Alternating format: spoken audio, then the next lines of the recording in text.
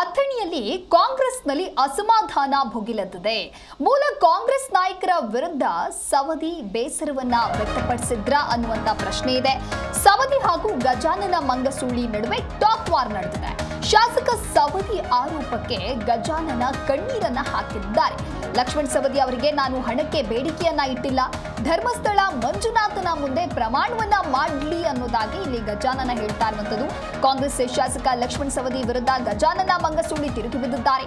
ಗಜಾನನ ಮಂಗಸೂಳಿ ಅವರು ತನ್ನ ಬಳಿ ಹಣಕ್ಕೆ ಬೇಡಿಕೆ ಇಟ್ಟಿದ್ರು ಅಂತ ಹೇಳಿ ಶಾಸಕ ಸವದಿ ಗಂಭೀರವಾದಂತ ಆರೋಪವನ್ನ ಮಾಡಿದ್ರು. ಶಾಸಕ ಸವದಿಯ ಈ ಆರೋಪಕ್ಕೆ ಕೈ ಮುಖಂಡ ಗಜಾನನ ಕಣ್ಣೀರು ಹಾಕಿದ್ದಾರೆ. ಸಕ್ಕರೆ ಕಾರ್ಖಾನೆ ಚುನಾವಣೆ ದಿನ ಅಥಣಿ ಶಾಸಕರಾದ ಸನ್ಮಾನ್ಯ ಸವದಿಯವರು ನಾನು ದುಡ್ಡು ಕೇಳಿದ್ದೆ ಮತ್ತು ಆತನಿಗೆ ಯಾವುದೇ ಒಂದು ಹುದ್ದೆ ಆಶ್ವಾಸನೆ ಕೊಟ್ಟಿರಲಿಲ್ಲ ಅನ್ನೋ ಮಾತು ಮಾಧ್ಯಮದ ಮೂಲಕ ನನಗೆ ತಿಳಿಯಿತು. ಆ ಒಂದು ನಿಟ್ಟಿನಲ್ಲಿ ಸ್ಪಷ್ಟೀಕರಣ ಕೊಡಲಿಕ್ಕೆ ಇವತ್ತಿನ ಪತ್ರಿಕಾಗೋಷ್ಠಿಯನ್ನು ಕರೆದಿದ್ದೇನೆ. 2019ರಲ್ಲಿ ಉಪಚುನಾವಣೆ ಅಭ್ಯರ್ಥಿಯಾಗಿ ನಾನು ಸ್ಪರ್ಧೆ ಮಾಡಿದ್ದೆ. ಯಾಕೆಂದರೆ ಆವಾಗ ನಮ್ಮ ಶಾಸಕರಾದ ಮಹೇಶ್ ಕುಮಟಳ್ಳಿಯವರು ಅಪಾರ ಬೆಂಬಲಿಗರನ್ನೇ BJP ಸೇರಿದಾಗ ಆ ಒಂದು ಉಳಿದಂಥ ಜನರನ್ನ ಸಂಘಟನೆ ಮಾಡಿಕೊಂಡು ಸುಮಾರು 60,000 ಮತಗಳನ್ನು ತೆಗೆದುಕೊಂಡು ನಾನು ಸೋತರೂ ಸಹಿತ ಮರುದಿನದಿಂದಲೇ ಪಕ್ಷದ ಸಂಘಟನೆಯನ್ನು ಮಾಡಿ ಎಲ್ಲರ ಸಹಕಾರವನ್ನು ಪಡೆದುಕೊಂಡು ತನು ಮನದಂಡದಿಂದ ನಾನು ಶ್ರಮ ವಹಿಸಿ ಯಾರಿಗೆ ಟಿಕೆಟ್ ಕೊಟ್ಟರು ಸಹಿತ, ಒಬ್ಬ ಸಾಮಾನ್ಯ ಕಾರ್ಯಕರ್ತರಿಗೂ ಟಿಕೆಟ್ ಕೊಟ್ಟರು ಸಹಿತ ಅವ್ರು ಗೆಲ್ಲಬೇಕು ಅನ್ನೋಂಥ ವಾತಾವರಣವನ್ನು ನಾವೆಲ್ಲ ಕೂಡಿ ಸೃಷ್ಟಿ ಮಾಡಿದ್ವಿ. ನಾನು ಸಹಿತ ಒಬ್ಬ ಪ್ರಬಲ ಆಕಾಂಕ್ಷಿಯಾಗಿದ್ದೆ. ಇಂಥ ಸಂದರ್ಭದಲ್ಲಿ BJPಯಿಂದ ಕಾಂಗ್ರೆಸ್ಗೆ ಅನಿರೀಕ್ಷಿತವಾಗಿ ಸವದಿಯವರು ಬಂದ ತಕ್ಷಣ ಅಥಣಿಗೆ ಬಂದ ಕೂಡಲೇ ನನ್ನ ಮನೆಗೆ ಬಂದಾಗ ನಾನು ಅವರು ಮಾತನಾಡುವಂಥ ಸಂದರ್ಭದಲ್ಲಿ ನಿನಗೆ ಭಾಳ ಅನ್ಯಾಯ ಆಗ್ಯದ, ನಿನಗೆ ಕ್ಯಾಬಿನೆಟ್ ದರ್ಜೆ ನಿಗಮ ಮಂಡಳಿ ಅಧ್ಯಕ್ಷ ಸ್ಥಾನವನ್ನು ಕೊಡಿಸುವಂಥ ಜವಾಬ್ದಾರಿ ನಂದು ಅನ್ನುವಂಥ ಆಶ್ವಾಸನೆಯನ್ನು ನನಗೆ ಕೊಟ್ಟಿದ್ರು. ಜೊತೆಗೆ ಅವ್ರು ಹೇಳೋ ಹಾಗೆ ಟಿಕೆಟ್ ಬಿಟ್ಟು ಕೊಡ್ಲಿಕ್ಕೆ ನಾನು ದುಡ್ಡು ಕೇಳಿದ್ದೆ ಅಂತ ಏನು ಹೇಳ್ತಾರೆ, ಆ ಸಂದರ್ಭನೇ ಇರಲಿಲ್ಲ. ಯಾಕಂದ್ರೆ ಅವರು ಅಥಣಿಗೆ ಬರೋ ಸಂದರ್ಭದಲ್ಲಿ ಟಿಕೆಟ್ ಅನ್ನ ಅವರು ಕನ್ಫರ್ಮ್ ಮಾಡ್ಕೊಂಡೇ ಅಥಣಿಗೆ ಬಂದಿದ್ರು. ಈ ಒಂದು ನಿಟ್ಟಿನಲ್ಲಿ ಅವರ ಒಂದು ಹೇಳಿಕೆಯಿಂದ ನನ್ನ ಮನಸ್ಸಿಗೆ ತುಂಬಾ ನೋವಾಗಿ ಇವತ್ತು ನಿಮ್ಮ ಮುಂದೆ ನಾನು ನಿಂತಿದ್ದೇನೆ. ಯಾಕೆಂದ್ರೆ ನನ್ನ 31 ವರ್ಷದ ರಾಜಕೀಯ ಮತ್ತು ಸಾಮಾಜಿಕ ಜೀವನವನ್ನು ನೀವು ನೋಡಿದರೆ, ಅಥಣಿ ಎಲ್ಲ ಜನ ನೋಡಿದ್ದಾರೆ. ನಾನು ಯಾವುದೇ ಒಂದು ಕಪ್ಪು ಚುಕ್ಕೆ ಇಲ್ಲದಂತೆ ನನ್ನ ಜೀವನವನ್ನ ನಿರ್ವಹಣೆ ಮಾಡ್ಕೊತ ಬಂದಂಥವ್ರು. ನಾನು ಯಾವಾಗಲೂ ಹಲವಾರು ಹಣ ಗಳಿಸುವ ಅವಕಾಶ ಇದ್ರೂ ಸಹಿತ ಹಣದ ಹಿಂದೆ ಯಾವತ್ತೂ ನಾನು ಬಿದ್ದಿಲ್ಲ. ಮೊನ್ನೆ ನಡೆದ ಸಕ್ಕರೆ ಕಾರ್ಖಾನೆ ಚುನಾವಣೆ ದಿನ ಅಥಣಿ ಶಾಸಕರಾದ ಚುನಾವಣೆಯ ಸಂದರ್ಭದಲ್ಲಿ ಲಕ್ಷ್ಮಣ್ ಸವದಿ ಅವರು ನಿಗಮ ಮಂಡಳಿ ಕೊಡಿಸೋದಾಗಿ ಆಶ್ವಾಸನೆ ನೀಡಿದ್ರು ಅಂತ ಹೇಳಿ ಗಜಾನನ ಮಂಗಸೂಳಿ ಹೇಳ್ತಾ ಇರುವಂತದ್ದು.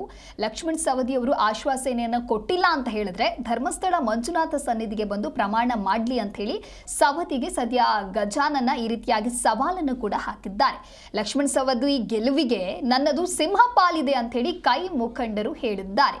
ಈ ಕುರಿತಂತೆ ಮತ್ತಷ್ಟು ಮಾಹಿತಿಯನ್ನ ನೀಡಲಿದ್ದಾರೆ ನಮ್ಮ ಪ್ರತಿನಿಧಿ ಶಹಬಾಜ್ ದೂರವಾಣಿ ಸಂಪರ್ಕದಲ್ಲಿ. ಶಹಬಾಜ್, ಇನ್ನು ಅಥಣಿಯ ಕಾಂಗ್ರೆಸ್ನಲ್ಲಿ ಒಂದು ರೀತಿ ಅಸಮಾಧಾನ ಭುಗಿಲದಂತೆ ಕಾಣಿಸ್ತಾ ಇದೆ. ಆದರೆ ಸವದಿ ಹಾಗೆ ಗಜಾನನ ಮಂಗಸೂಳಿ ನಡುವೆ ಆಗ್ತಾ ಇರುವಂತ ಟಾಕ್ ವಾರ್ಗೆ ಕಾರಣ ಏನು ಅಂತ ಹೇಳಿ? ದಿವದಾಸ್ ಏನಂತಂದ್ರೆ ಬೆಳಗಾವಿ ಜಿಲ್ಲೆಯಲ್ಲಿ ಸಕಾರಾತ್ಮಕದಲ್ಲಿ ಈ ಒಂದು ವರ್ಷದಲ್ಲೇ ಚುನಾವಣೆ ನಡೆದಿರುವಂತದ್ದು. ಈ ಚುನಾವಣೆ ಬೆನ್ನಲ್ಲೇ ಅಥಣಿ, ನಿಪ್ಪಾಣಿ, ಕಾಗವಾಡ ಎಲ್ಲ ಕ್ಷೇತ್ರಗಳಲ್ಲೂ ಕೂಡ ಕಾಂಗ್ರೆಸ್ನವರು BJPದವರಿಗೆ ಸಪೋರ್ಟ್ ಮಾಡಿದ್ದು, BJP ಅವರು ಕಾಂಗ್ರೆಸ್ ಸಪೋರ್ಟ್ ಮಾಡಿದ್ದು ಆಗಿದೆ. ಈ ಬೆನ್ನಲ್ಲೇ ಅಥಣಿಯಲ್ಲಿ ಕೂಡ ಬಹಳಷ್ಟು ಚರ್ಚೆ ನಡೀತಾ ಇರೋದು. ಯಾವ ರೀತಿ ಅಂತಂದ್ರೆ ಲಕ್ಷ್ಮಣ್ ಸವದಿ ಅವರು ಗಜಾನನ ಮಂಗಸೂಳಿ ಅಂದ್ರೆ ಕಾಂಗ್ರೆಸ್ ನ ಪರಾಜಿತ ಅಭ್ಯರ್ಥಿ ಕಳೆದ ಬಾರಿ. ಆಮೇಲೆ ಈ ಬಾರಿ ಕಾಂಗ್ರೆಸ್ಗೆ ಲಕ್ಷ್ಮಣ್ ಸವದಿ ಅವರು ಸೇರಿದ ನಂತರ ಅವರು ನ್ಯೂಟ್ರಲ್ ಆಗಿಯೇ ಲಕ್ಷ್ಮಣ್ ಸವದಿ ಅವರಿಗೆ ಸಪೋರ್ಟ್ ಮಾಡ್ತಾರೆ. ಆಮೇಲೆ ಲಕ್ಷ್ಮಣ್ ಸವದಿ ಅವರು ಈ ಮೊನ್ನೆ ಅಷ್ಟೇ ಹೇಳಿದ್ದು ಏನಂತಂದ್ರೆ ಗಜಾನನ ಮಂಗಸೂಳಿ ಅವರು ನನ್ನ ಹತ್ರ ದುಡ್ಡು ಕೇಳಿದ್ರು ಅಂತ ಹೇಳಿ. ಆಮೇಲೆ ಈ ಒಂದು ವಿಚಾರಕ್ಕೆ ನಿನ್ನೆ ಸಂಜೆ ಗಜಾನನ ಮಂಗಸೂಳಿ ಅವರು ತಿರುಗೇಟು ನೀಡುವಂತದ್ದು, ನಾನು ಒಂದು ವೇಳೆ ದುಡ್ಡು ಕೇಳಿದ್ರೆ ಅವರು ಧರ್ಮಸ್ಥಳ ಸನ್ನಿಧಿಯಲ್ಲಿ ಬಂದು ನಾನು ಆನೆ ತಗೊಳ್ಳಿ, ನಾನು ಬರ್ತೀನಿ, ಅವರು ಬರ್ಲಿ, ನನ್ನ ಎದುರಿಗೆ ಅವರು ಶಪಥ ತಗೊಳ್ಳಿ, ನಾನು ಅದಕ್ಕೆ ಸಿದ್ಧನಾಗಿದ್ದೀನಿ, ನಾನು ಅವ್ರ ಹತ್ರ ದುಡ್ಡು ಕೇಳಿಲ್ಲ. ಈ ರೀತಿಯಾಗಿ ಗಜಾನನ ಮಂಗಸೂಳಿ ಅವರು ಕಣ್ಣೀರು ಹಾಕಿರುವಂತದ್ದು ಮಾಧ್ಯಮದ ಮುಂದೆ.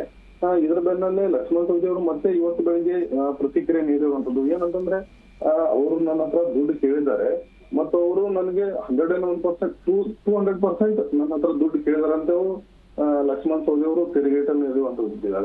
ಇದರ ಬೆನ್ನಲ್ಲೇ ಮತ್ತೆ ಗಜಾನನ ಮನ್ಸೂಳಿ ಅವರು ಇಲ್ಲ ನನಗೆ ಅವರೇ ನಿಗಮ ಮಂಡಳಿ ಕೊಡುತ್ತೀನಿ ಅಂತ ಲಕ್ಷ್ಮಣ್ ಸವದಿ ಅವರು ಹೇಳಿದ್ರು ಅಥಣಿಯಲ್ಲಿ. ಈ ಒಂದು ಮಾತಕ್ಕೆ ಕೂಡ ನಾನು ಎಲ್ಲಿ ಬೇಕಾದ್ರಲ್ಲೂ ಬಹಿರಂಗ ಚರ್ಚೆಗೂ ಕೂಡ ಸಿದ್ಧನಾಗಿದ್ದೇನೆ ಅಂತ ಗಜಾನನ ಮನ್ಸೂಳಿ ಅವರು ಹೇಳಿದ್ದಾರೆ. ಓಕೆ, ಥ್ಯಾಂಕ್ ಯು ಶಹಬಾಜ್ ನಿಮ್ಮೆಲ್ಲ ಮಾಹಿತಿಗಾಗಿ.